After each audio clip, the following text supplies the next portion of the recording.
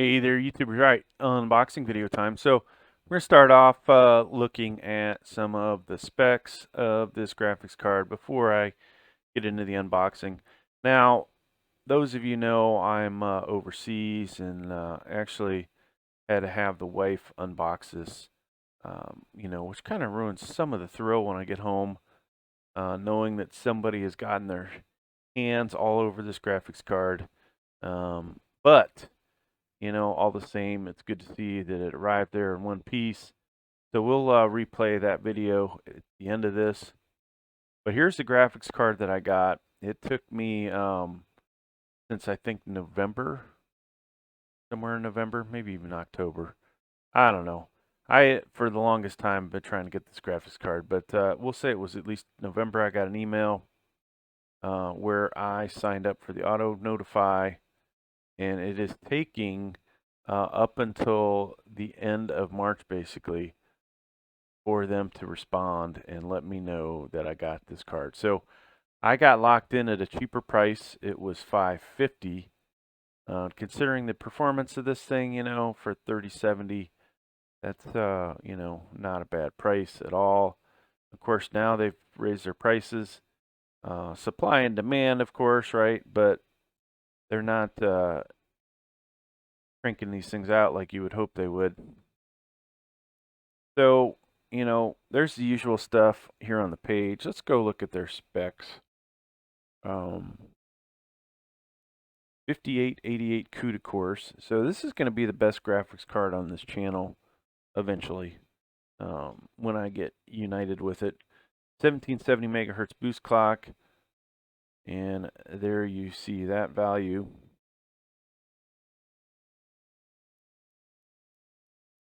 Teraflops, giga teraflops, 325. Memory, 8192 megabytes, 256. GDDR6, 14,000 megahertz, 448 gigabytes per second memory bandwidth. Cooling, and does have ARGB, so that'll be cool. PCIe, that'll be cool if I can keep my kid off this computer. PCIe 4.0, just in time, really, for all the 11th gen motherboards I'm getting, right? Even though we do have some AMD. I don't really do a lot of AMD on any of my channels, so mainly Intel. Here's the dimensions. Nice that they actually put them in metric and imperial.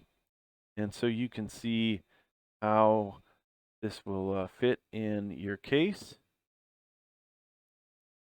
Windows 10, 64-bit, minimum of 650 watt power supply, 2 available 8-pin or 6+2 PCIe power dongles. So, hopefully we'll remember that later. I've got a lot of 750s, an 850. We had a 1050, and we have a 900 as well. So it'll go in one of those power supplies will go with it. 3-year warranty. Good. I got to register that thing. Features. Of course, second gen ray tracing. We've talked about everything on here. Now, this is the first card I've got that supports 8K 60 Hertz HDR. For that matter, it might be the first card that does 8K 120.